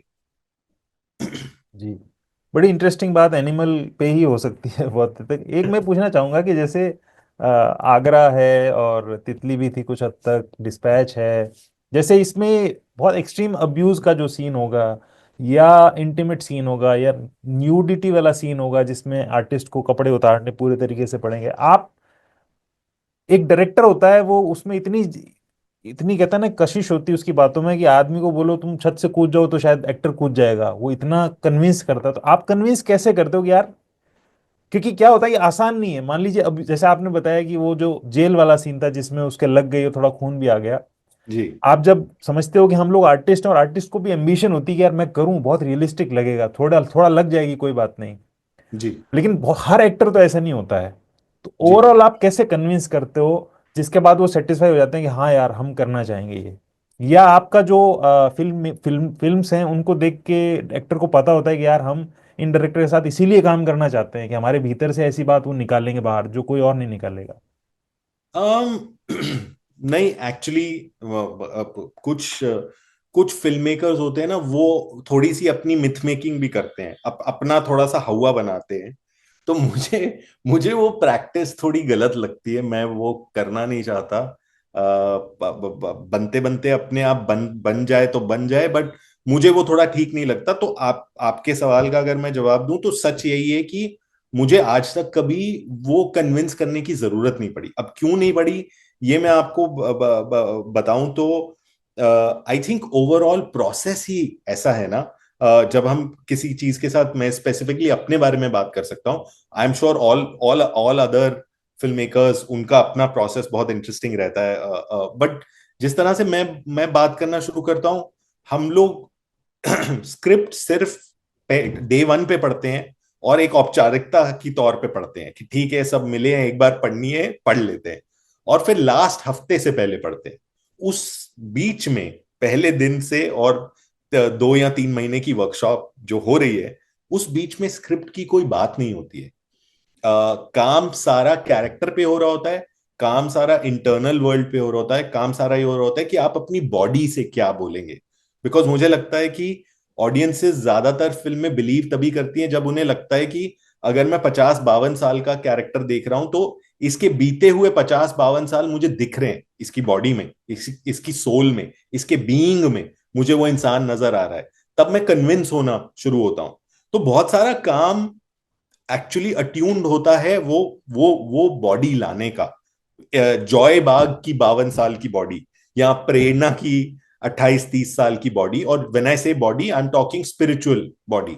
स्पिरिचुअली वो किन किन चीजों से ये कैरेक्टर्स गुजर चुके हैं, और वो क्या बने हैं अंदर से, उनकी आत्मा क्या बन चुकी है। तो जब आप काम ही इस तरह से करना शुरू करते हैं, और जब एक्टर धीरे धीरे ये एक्सपीरियंस करना शुरू करता है कि यार अब मैं एक ऐसे प्रोसेस में हूं जहां मुझसे बोला जा रहा है अपने स्कार्स को ले आओ, जी लो, और पुरानी कहानी को जीवंत करो। अभी की कहानी में इंटरेस्ट नहीं है, अभी की कहानी को एक माध्यम बना के अपने अपने जिए हुए जीवन को जीवंत करो और उसे दर्शाओ, वो ज्यादा इंटरेस्टिंग है। तो इस प्रोसेस में घुसते ही आई थिंक एक्टर्स अपने आप खुल जाते हैं, और वो किसी भी चीज के लिए तैयार हो जाते हैं, क्योंकि ये प्रोसेस ही एक्सप्लोरेशन में इतना एक्साइटिंग है। और ये ज्यादा शायद एक्टर्स को करने को नहीं मिलता है कि वो इमीडिएटली उससे आकर्षित होके अपने आप मैंने देखा है समर्पित होके बोलते हैं कि हाँ ये करते हैं, चलो करते हैं, वो दरवाजे खुलते जाते हैं। इसमें नाम जॉय बाग है, लेकिन जैसे एंड क्रेडिट्स में उसका नाम आता है जॉय देव। राइट। ऐसा क्यों आता है? दोनों अलग अलग क्यों नाम है? अच्छा, that could, I think it might be a mistake then if he is called Joy Dev because his name is Joy Bag. हाँ, जॉयदेव आता है। मुझे लगा कि शायद चूंकि एक कयास है, और वो कलेक्टिवली बहुत से पत्रकारों पे मॉडल्ड है, और ज्योतिर्मय डे से बहुत क्लोज कनेक्शन एक लोग बना रहे हैं उस हिसाब से। डे, देव, कुछ शायद उसके सिमिलर आपने कुछ क्यों छोड़ा है या गलती से रहा है? जी। एंड क्रेडिट्स में देव आता है। नहीं, वो that's a mistake, has to be a mistake because character का नाम जॉय बाग है। हाँ, वो एक थोड़ा सा ग्लिच है। आपने जैसे कहा ना, जो जो फ्लैट वाला सीन है जहाँ वो बालकनी में एकदम नेकेड खड़ा होता है, वो मौका होता है जहाँ पे वो अपनी स्टोरी को भूल चुका होता है, जी। उसकी इंटेग्रिटी को छोड़ चुका होता है। मुझे जी। वो सीन याद आता है लास्ट में, जब वो अपने डॉक्यूमेंट्स को अपनी छाती से चिपकाए रखता है, जब उसकी जान पे भी बन आती है, तो उस मोमेंट में वो फिर वो डॉक्यूमेंट्स को क्यों पकड़ रहा है अगर वो स्टोरी को छोड़ चुका है? वो क्या है, आप थोड़ा सा उसको समझाइए, क्योंकि लास्ट मोमेंट में वो बड़ा पुश कर रहा है उस स्टोरी को समहाउ पब्लिश कराने के लिए। और जब उसे पता लगता है कि ये स्टोरी सेफ हैंड्स में नहीं है, मेरे जी। ऑर्गेनाइजेशन में ही, तो फिर जी। वो क्यों लेके भागता है? तो वो क्या विरोधाभास है? जी। वो ऐसा, एक्चुअली आप फिल्म देखे तो ऐसा कुछ विरोधाभास है ही नहीं है, क्योंकि वो इंसान, आप ये देखो, उसे फोन कॉल आता है बुक लॉन्च पे कि तेरी सुपारी निकल चुकी है। वो सीधा प्रेरणा को बोलता है तुम मुझे मिलो, है ना, और मैं तुम्हें दादर स्टेशन पे मिलता हूँ, और वहां से निकलता है। और कैब में वो अब सिगरेट पीता हुआ जा रहा है, सोचता हुआ जा रहा है कि अब मैं क्या करूं। उसे मालूम है कि मेरी जान जाने वाली है, और इस समय मेरे पास ऐसा कुछ भी नहीं है जिससे मेरी जान बच सके। और जान बचाने के लिए अब एक ही चीज है कि किसी तरह मेरे हाथ वो फाइल आ जाए, तो शायद मैं इन लोगों को वापस डरा दूंगा कि भाई मेरे पास ये फाइल है, मुझे कुछ नहीं होना चाहिए। राइट। तो वो जाके लॉयर से किसी तरह करके झूठ बोल के लास्ट थ्रोज में अपना कुछ एक ब्लफ खेल के वो फाइल निकलवा लेता है। और वो फाइल लेके वो सीधा कहां पहुंचता है, वहां से निकल के वो नूरी को फोन करता है, और वो फाइल बेचने की कोशिश करता है वापस उस आदमी को जिसकी वो फाइल है। नूरी को बोलता है आप ले लो या कोई ले ले, जिसकी है ले लो, मुझे छोड़ दो। तो actually he is begging for his life. और जब वो लोग भी उस पर दरवाजा बंद कर देते हैं, तब वो तभी भी उसके बाद भी वो दादर स्टेशन जाता है कि शहर से निकल जाता हूं फाइल लेके। और फाइल को शायद वो बाद में कभी इस्तेमाल करना चाहता है अपनी जान बचाने के लिए।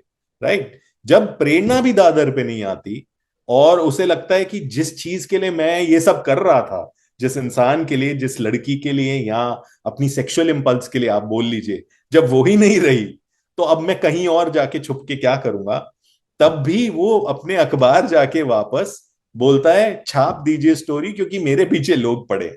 तब भी वो स्टोरी को यूज कर रहा है कि शायद छप छप जाए सुबह से पहले। मैं इस ऑफिस में छुपा रहता हूं, सुबह कहानी आ जाएगी, निकल जाएगी, एक बार सब बाहर आ गया, तब ये लोग मेरा क्या करेंगे।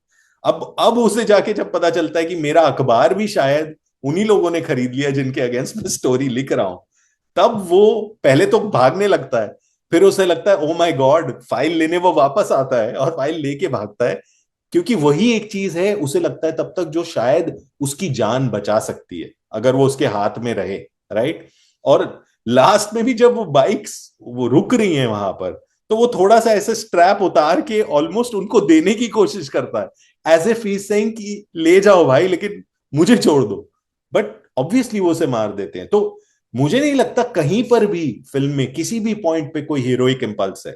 आज वो अपने लिए ही कर रहा है, और फाइल को वो तब तक एंड तक यूज करना चाहता है जहां तक वो यूज कर सके, खुद अपने जीवन के लिए, अपने जिंदा रहने के लिए। उस पर कोई भी एक कहीं पर भी श्रेड ऑफ हीरोइज्म नहीं है। वो क्लाइमैक्स सीन तो बड़ा स्टनिंग है, जो बाइक पे चेस वाला सीन है, विजुअली भी बहुत स्टनिंग है। और दूसरा, शायद उस फिल्म का चरम है, मतलब एक जी। सिनेमाई तौर पे बोलो तो बड़ा सुंदर सीन है। आप वो बड़ा वेग टर्म में यूज कर रहा हूँ, लेकिन आप शायद कोई कनेक्ट करेगी इस सेंस में कि मतलब विजुअली कमाल की चीज है। वो फियर हमको महसूस हो रहा है, उसको जी। आपने क्रिएट किया पर्दे पे, ये अमेजिंग चीज है। जो एम्पैथी की आप बात कर रहे थे, वो उस सीन में आता है जब वो अपनी फैमिली से मिलके आखिरी बार मिल रहा होता है, और जिस तरीके से उसको उनको ऐसे बात करते जैसे कुछ नहीं है, सब ठीक हो जाएगा, और उसको पता है कि सब ठीक नहीं भी होगा तो भी मैं व्यवस्था कर रहा हूँ, या उसका इसको फोन कर देना, वो एम्पैथी वहां पे सबसे चरम में होती है। मतलब उस किरदार को आप सम्मान सबसे ज्यादा सिर्फ उसी सीन में देते हो, जी उसके अलावा कहीं नहीं देते हो। जी। तो क्या आपको भी ये दो सीन्स बड़े इम्पैक्टफुल लगते हैं इस पूरी फिल्म में? बिल्कुल, वो तो था ही, मतलब वो कहीं ना कहीं डायरेक्टली मेरे अपने एक्सपीरियंस से ही आता है वो सीन। क्योंकि आई रिमेम्बर जब जब मेरे फादर को उनका टेक्निकली पहला हार्ट अटैक बोलेंगे, पहला हार्ट अटैक साइलेंट था, दूसरे हार्ट अटैक में सर्जरी हुआ। तो मैं कलकत्ता में था फिल्म स्कूल में, और मुझे फोन आया माँ का कि पहले तो कुछ बताया नहीं, फिर बोले कि अभी उनको लेके गए हैं, ऑपरेशन हो रहा है। तो मैं फटाफट फ्लाइट लेके वापस पहुंचा दिल्ली। तो जब मैं पहली बार अपने फादर से हार्ट सर्जरी के बाद मिला, तो रोने लग गए, और रोते रोते उन्होंने मुझसे और कुछ नहीं कहा, उन्होंने मुझे प्रैक्टिकली समझाना शुरू कर दिया कि देखो ये यहाँ पड़ा है, ये यहाँ है, ये ऐसा है, ये वैसा है। और मैं उन्हें समझाता रहा, मुझे याद है मैं उनको बोलता रहा कि पर आप ठीक हो, अब सर्जरी सक्सेसफुल हो गई है और कुछ नहीं होगा। बट वो कहीं ना कहीं वो मोमेंट मेरे दिमाग में गड़ गया। वो जब वो मैंने देखा, वो उस तरह का डर और उस तरह का कौतूहल, और मैं ठीक से डिस्क्राइब नहीं कर सकता। तो वो सीन हमेशा से, मैं I guess what I am trying to say, वो बहुत बहुत पर्सनल था वो सीन मेरे लिए। इवन ललित जी का वो जो हार्ट वाला सर्जरी वाला स्कार के बिना तितली पूरी नहीं होती, जी वो रियलिज्म, जी। कमाल का अभिनेता। आप ये बताइए कि अब अगला प्रोजेक्ट क्या, किस पे काम कर रहे हैं, कर चुके हैं? क्योंकि आप यूजुअली ये करते हैं कि जब फिल्म आती है उससे 8 बरस पहले आप उस पे काम कर चुके होते हैं शुरू। तो जी। कब शुरू कर दिया था अगला प्रोजेक्ट? काफी चीजें डेवलपमेंट में रहती हैं, बट अभी तो माहौल भी इतना बदल रहा है। आई थिंक थोड़ा सा एक क्राइसिस फेज से हम गुजर रहे हैं, जहां कुछ समझ में नहीं आ रहा है कि क्या बन रहा है, क्या नहीं बन रहा है, इंडिपेंडेंट सिनेमा का क्या हाल है। ऑलमोस्ट लगता है ऐसे ऐसे ब्रिंक पे हैं, जहां कब पहले तो ऐसा होता था कि, और मुझे लगता है ये सिर्फ मेरे तक सीमित नहीं है। अगर आप किसी भी इंडिपेंडेंट फिल्म मेकर से ऑनेस्टली जाके बात करना चाहें, तो आई थिंक ऑलमोस्ट सारे इंडिपेंडेंट साइडेड फिल्म मेकर्स यही बोलेंगे कि पहले तो एटलीस्ट जाके आप कुछ लोगों से बात कर सकते थे एक इंडिपेंडेंट प्रोजेक्ट के बारे में, कि मैं ऐसा सा कुछ छोटा सा बनाने की कोशिश कर रहा हूं। और हमारे इकोसिस्टम में हमारे इस तरह के प्रोड्यूसर्स होते थे who were willing to make smaller films, because एक मॉडल होता था, एक फाइनेंशियल मॉडल होता था जो सस्टेनेबल होता था प्रोड्यूसर के लिए भी। उसे इतनी गारंटी होती थी कि अगर मैं एक एक्स अमाउंट ऑफ मनी लगाऊंगा एक छोटे प्रोजेक्ट पे जिसमें कोई एस्टैब्लिश स्टार नहीं है या कुछ नहीं है, लेकिन अगर अच्छी फिल्म बन गई, फेस्टिवल में चली गई, या कुछ हो गया, या थोड़ी एक्नॉलेज हो गई, तो प्रॉफिट ना भी हो, मेरे पैसे डूबेंगे नहीं, वापस आ जाएंगे। अब मुझे लगता है हम उस दुनिया में जहां वो मॉडल बहुत जल्दी ऑलमोस्ट ब्रेक डाउन हो गया, वो मॉडल अब एग्जिस्ट नहीं करता है। तो जो थोड़े डेयरिंग प्रोड्यूसर्स भी थे या विजनरी प्रोड्यूसर्स भी थे, वो भी अब बहुत कम हो गए। तो आई थिंक एक एक ऑलमोस्ट क्राइसिस का माहौल हो गया है, जहां इस side of the industry doesn't know how to survive. अभी जैसे आप पिछले 1-2 साल में ही देख लीजिए, इतनी सारी इंडिपेंडेंट फिल्में बनी हैं, और सक्सेसफुल हुई हैं, सक्सेसफुली बनी हैं। बट उसमें से कितनी सारी फिल्में हैं जो बाहर आ पाई हैं in spite of this whole हवा ऑफ बहुत ओटीटी प्लेटफॉर्म्स हैं, और ओटीटी प्लेटफॉर्म्स ने ये कर दिया, वो कर दिया, इंडिपेंडेंट हो रहा है, ये हो रहा है, वो हो रहा है, ऐसा कुछ भी नहीं है।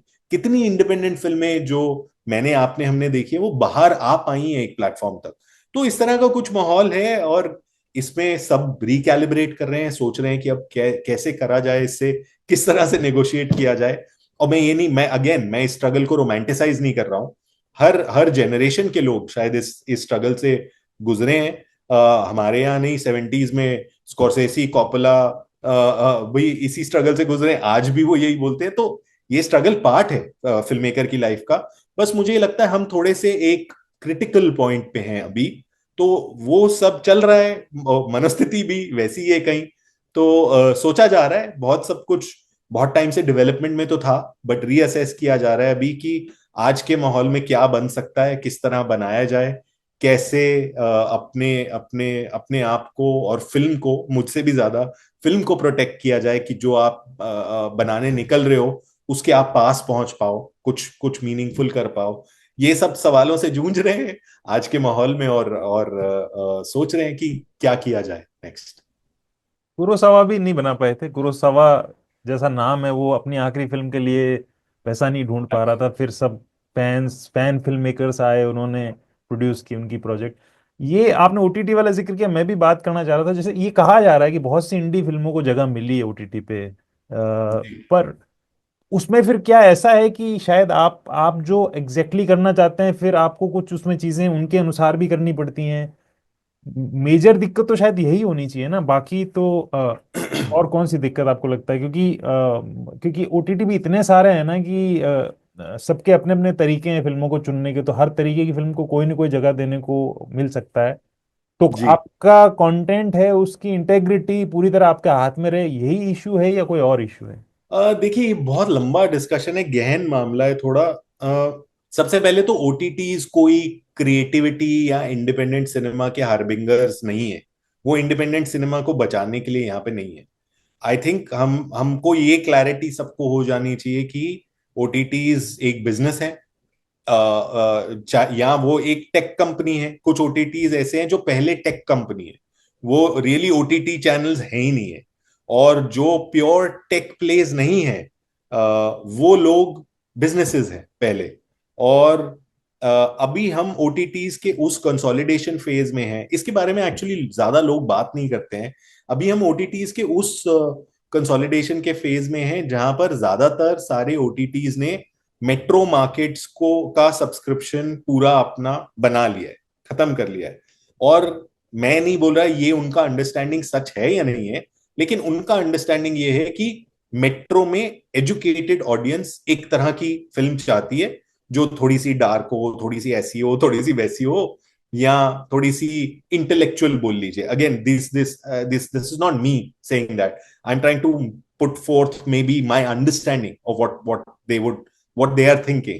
तो यहां से अब गेज शिफ्ट हो चुकी है, क्योंकि मेट्रो से सारे सब्सक्रिप्शंस उनके खत्म हो चुके हैं, जितना मैक्सिमाइज हो चुके हैं। अब वो बी सेंटर्स और सी सेंटर्स में जाना शुरू कर रहे हैं।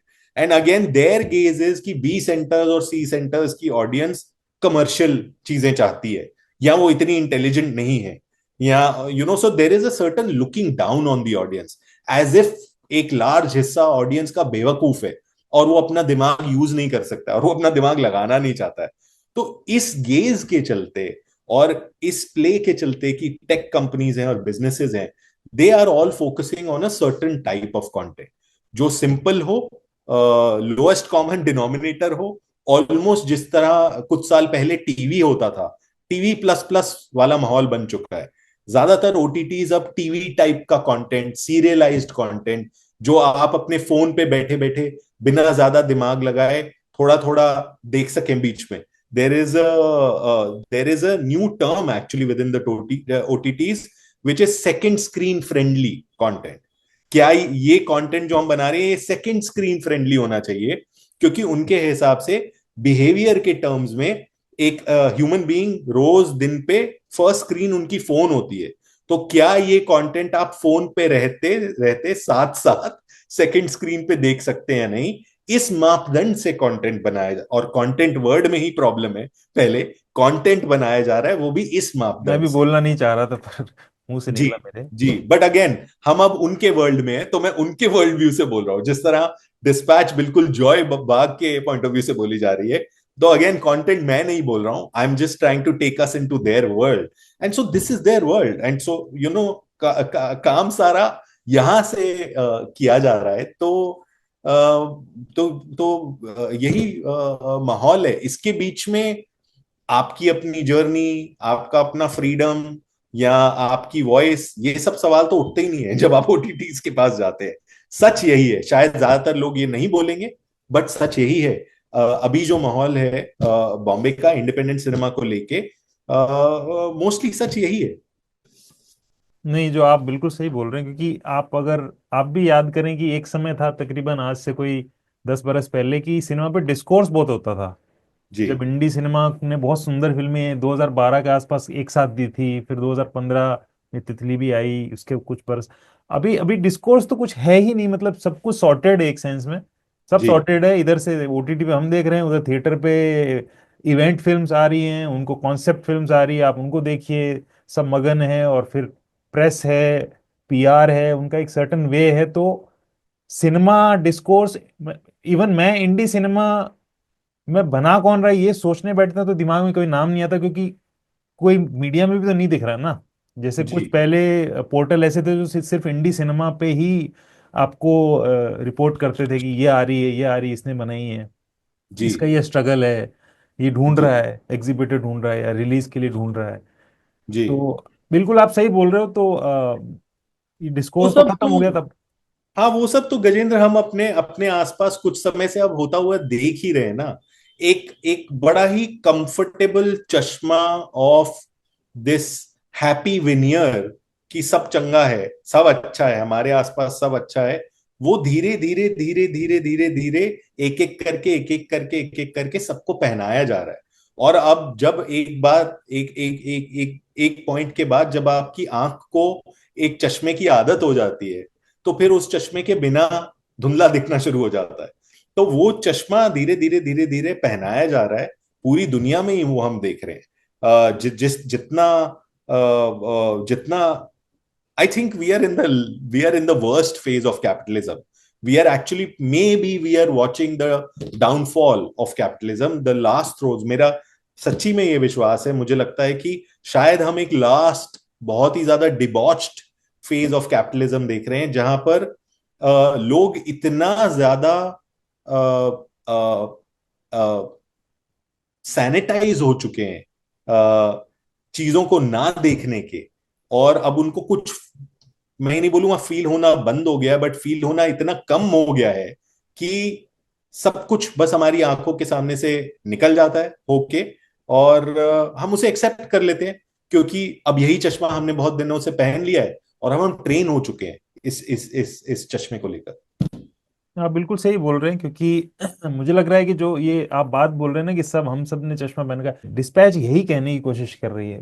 डिस्पैच का जो गुस्सा है जी क्लाइमैक्स तक आते आते, वो यही गुस्सा है कि ये आप सब लोग अंधे हो क्या, आप सब लोगों को दिख नहीं रहा है कि कैसे चीजें बर्बाद हो रही है आसपास। शायद एक जी मैसेजिंग इसकी ये भी है। बिल्कुल आ, बिल्कुल, वही वही सेंट्रल मैसेज था फिल्म का मेरे लिए। जी। अच्छी बात ये है कि मतलब अच्छी बात और कठिन बात भी, दोनों बातें ये है कि फिल्म किसी को जज नहीं करती है।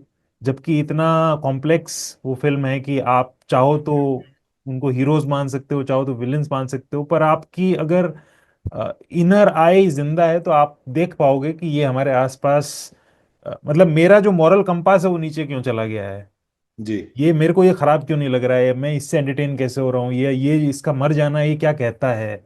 जी शायद ये सारी चीजें। तो डिस्पैच Z5 पे अभी स्ट्रीम हो रही है, सबको जरूर देखनी चाहिए। मनोज वाजपेयी लीड रोल में है, क्राइम जर्नलिस्ट के रोल में है। फिल्म वैसे थ्रिलर है, पर डायरेक्टर कह रहे हैं कि मेरे लिए सिर्फ थ्रिलर नहीं और बहुत सी चीजें इसमें हैं। और कनु बैल मैंने जैसे पहले भी आपके लिए यूज किया था कि भारत के और दुनिया के वर्तमान में सबसे ऑथेंटिक और अभी तक समझौता न करने वाले फिल्म मेकर्स में से हैं। और मैं उम्मीद करता हूं कि आप निराश न हो सिनेरियो को देख के, और जैसी फिल्म्स आप बनाते आ रहे हैं वैसे बनाते रहें। और मतलब इवन डिस्पैच को लेके मेरे दिमाग में एक टाइटल ये भी है, एक पत्रकार की मौत, ये भी हो सकता था। इवन एक पत्रकारिता की मौत ज्यादा अच्छा होता। जी थैंक यू सो मच हमसे बात करने के लिए। Thank you. और होपफुली फिर आपसे बात होगी।